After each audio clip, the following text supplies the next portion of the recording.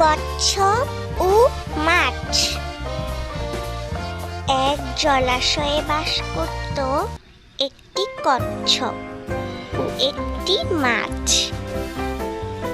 তারা দুজন দুজনের খুব ভালো বন্ধু ছিল। মাছ একদিন কচ্ছপকে বলল,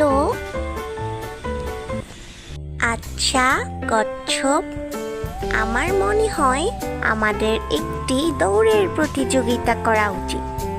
দেখা উচিত এই জলাশয়ে কে সবচেয়ে সেরা। যে জিতবে সেই সেরা। কিন্তু আমার তো মনে হয় না যে তুমি জিতবে এবং তুমি সেরা। কচ্ছপ রেগে বলল, তোমাকে কে বলেছে আমি সেরা নই? আমি দৌড়ের প্রতিযোগিতায় অংশগ্রহণ করব এবং তুমি দেখো আমি জিতব, আমি সবচেয়ে সেরা। তাহলে কালকে সকালে শুরু হবে। এই বলে কচ্ছপ চলে গেল। কচ্ছপের একটি যমজ ভাই ছিল, তাই জলাশয়ের কেউ জানত না। কচ্ছপ তার যমজ ভাইকে সব খুলে বলল। কচ্ছপের ভাই তাকে বলল, দেখেছিস মাছটা কি বদমাশ। আচ্ছা, আমার কাছে একটি বুদ্ধি আছে। আমার মনে হয় সেই বুদ্ধিতে তুই জিতে যাবি।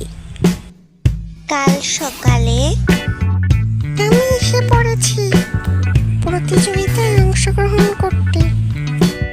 তাহলে শুরু করা যাক। প্রতিযোগিতা শুরু হলো। মাছ খুব তাড়াতাড়ি চলতে লাগলো ও কচ্ছপ খুব ধীরে ধীরে চলতে লাগলো। কিন্তু কচ্ছপ আরেকটু চেয়ে পাথরের নিচে লুকিয়ে গিয়েছিল। মাছ প্রতিযোগিতার শেষ পর্যন্ত পৌঁছতে পারল এবং বলতে লাগলো, কোথায় কচ্ছপ? কচ্ছপকে হারিয়ে দিলাম তো। মাছ আমাকে খুঁজছো?